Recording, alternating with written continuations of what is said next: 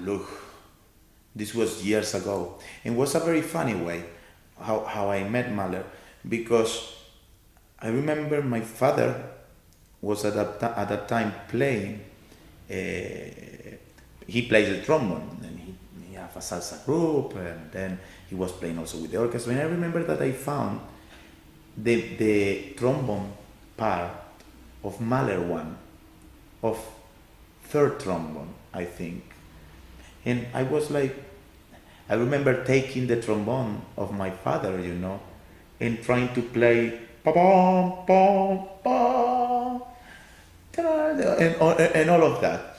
Then, of course, everything became, I'm telling you, I was 12 years old, 11, something like that. I was playing the violin, but was like, and I remember a recording that I received was a gift from an uncle, I think, of the first symphony. Was the first Mahler piece that I was listening. Was a very special experience because it was difficult to understand, at the beginning. But then, when I started to conduct, my very first big piece was Mahler 1. And was amazing because this was maybe 4 years later, 3 years later. This was when I was 16, when I had my first experience with a Mahler symphony. And yes, it was this way, I think listening the orchestra playing Mahler in my town, but especially that recording that I received from an uncle was very special.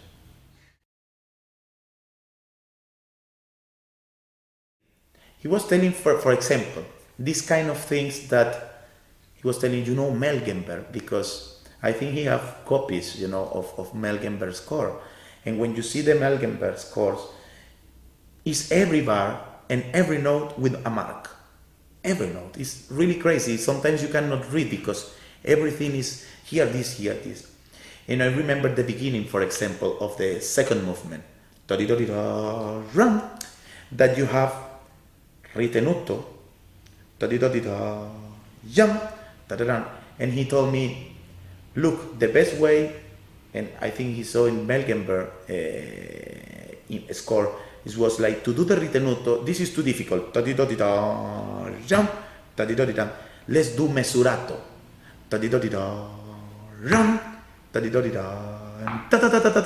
having like a 3, instead of the 2. This was like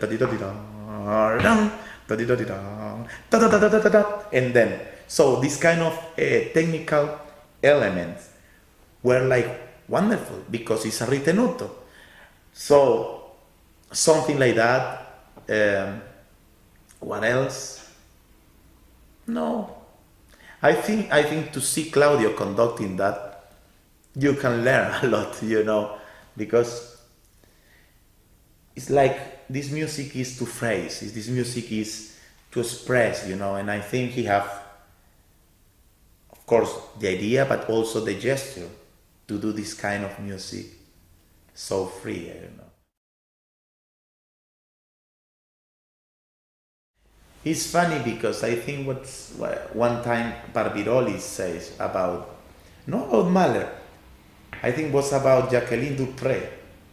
He says, if you don't exaggerate when you are young, what you can do when you are old? What can you do when you are old? So sometimes, people can feel in a different way. Of course, I cannot, as a conductor, feel things as a 50 years or 60 year conductor, because I need the time for that. And the time will say, this is the things that you have to do or no. I think what we are talking about, all these elements that in Mahler music you have, in a way, they are there And it's like perfect, because it's not like a Mozart symphony where you have only forte and piano. And when you have a mezzo forte there, it's like a miracle, you know. You don't have this kind of element of Mahler that you have pianissimo in one line that is the same and fortissimo in the other one. So, and then subito crescendo, and then subito diminuendo. This kind of things in his music are very special. And you don't have to exaggerate that, because that is perfect.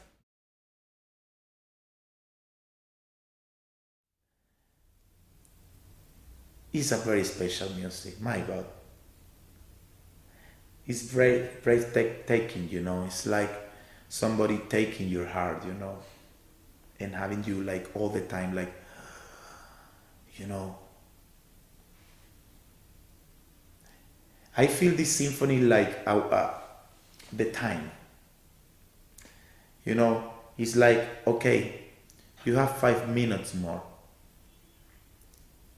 of life. I will give you 5 minutes more. And you have to create with that whatever you want. You can do whatever you want. When you arrive to the adagissimo, that is a very special word. Adagissimo is the last page of the score. It's like this last 2 minutes that you can do something in your life. But coming from before, because all the last movement is like trying to find something, you know. He's like trying to embrace a hope, but a hope that you cannot find. And you have to go, you know, having this hope, but you don't know if you will have this eternity after death. I love Bernstein have titles for each movement, and I love the name of the last movement that says "Let it go." You know, it's okay. This is what I am having now.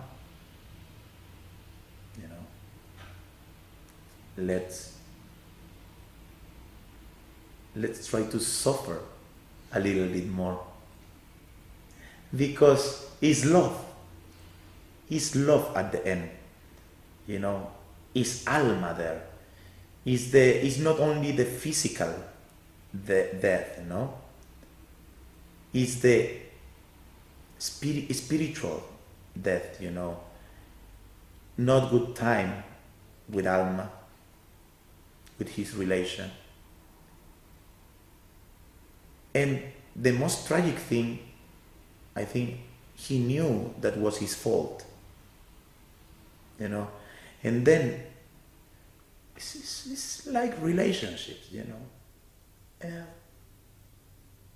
You were doing this, then when it's finishing the relation, you know that was your fault.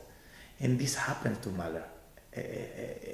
And you feel, you know, in the symphony, this, oh, please, I'm giving to you my soul. Please, but is nobody listening, because he's not telling to her with words.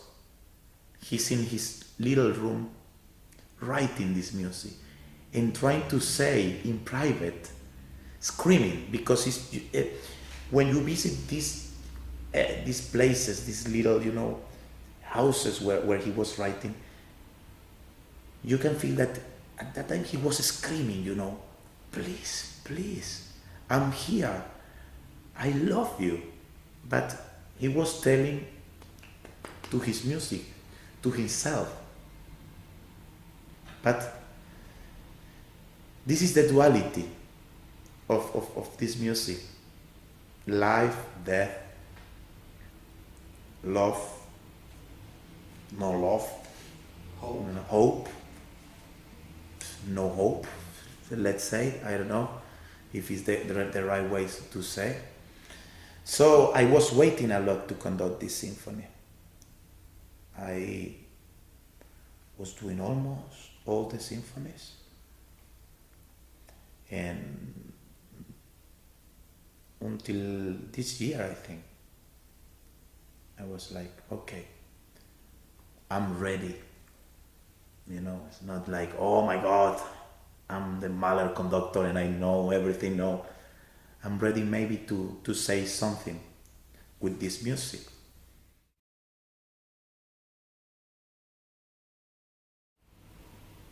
I don't know. To see him conducting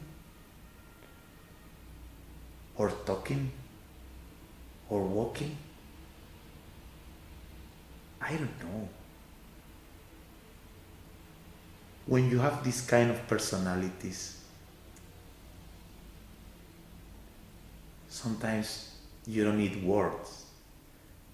You only have to see and to enjoy. Wow, Mahler.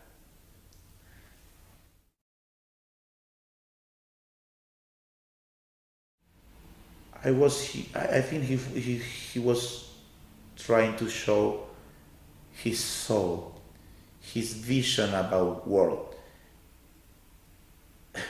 Many people will say, okay, the vision about world political, but it's not that.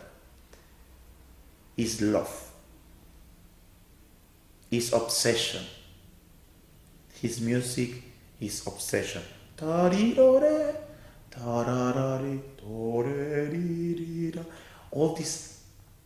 these notes, always this melody, always this thing appearing in every symphony, you know, it's like an obsession. It's like something like how I was telling you, I'm here. Maybe I'm ashamed, I'm distant, but I'm here. This is what is my life about. This is what is my soul.